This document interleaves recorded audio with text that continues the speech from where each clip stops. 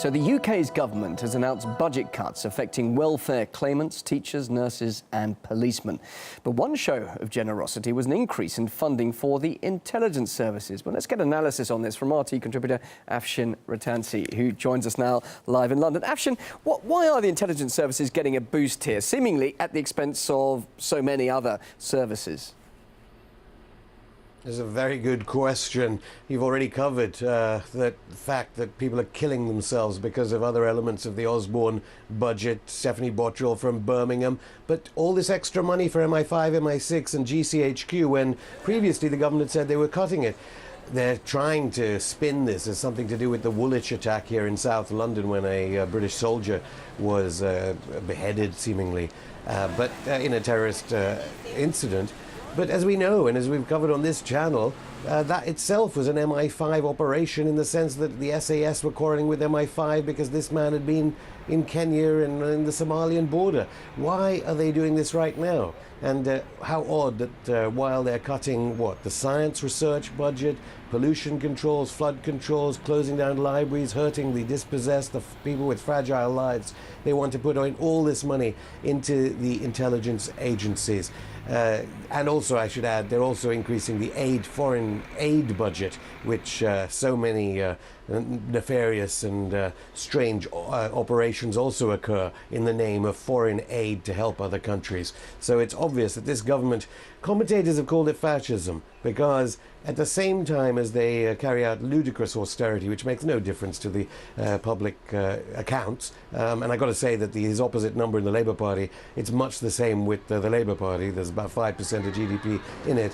While they do all of this, they beef up the security services as if they're preparing for civil unrest. And Afshin, also bearing in mind, of course, the current revelations about the way that security services are spying on individuals, on private citizens, that it's also politically insensitive, is it not? Is that going to go down well in that respect?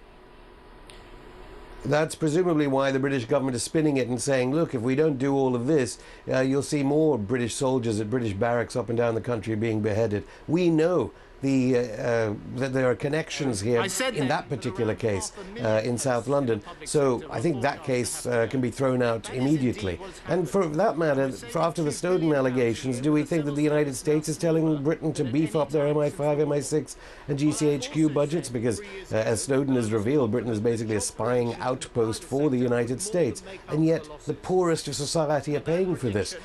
Jeffrey Osborne, as Mr. Obama calls him, the 1970s singer from LTD. Well, Mr. Obama may be telling Osborne and David Cameron to do just this, beef up the security services.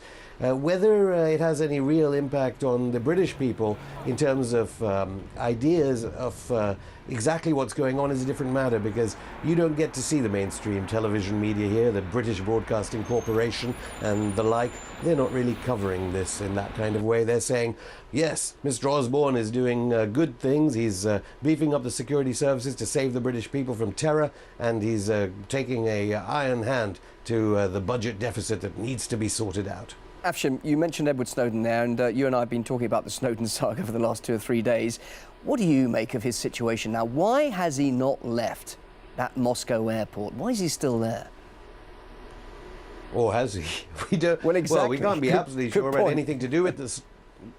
To do with the story, but I have to say, in the past few hours, the very idea, and this goes back to what we were talking about, intelligence agencies. There was a famous comment, wasn't there, that it's oxymoronic to talk about military intelligence. In the same way, the idea that the Hong Kong government is saying that the United States got the middle name of Edward Snowden wrong, which is why technically the United States embassy or consulate in Hong Kong's desire to extradite Edward Snowden from Hong Kong went wrong, is amazing. I mean, you know, we're careful about things. Why are the US government and their CIA operations director in Hong Kong, could he not get the middle name right? It's Joseph, not James. Thus, of course, it allows China to say, hey, we weren't trying to protect Edward Snowden. Similarly, I mean that's an intelligence disaster.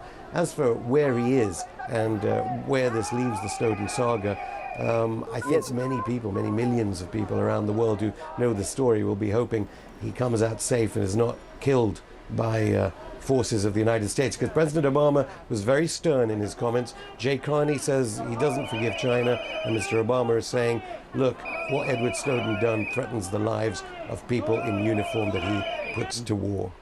Just briefly, Ashton, even President Putin said, I would rather this man move on from Moscow. But the longer he stays here, just what is the diplomatic fallout now, the tensions now developing between Moscow and Washington, just briefly?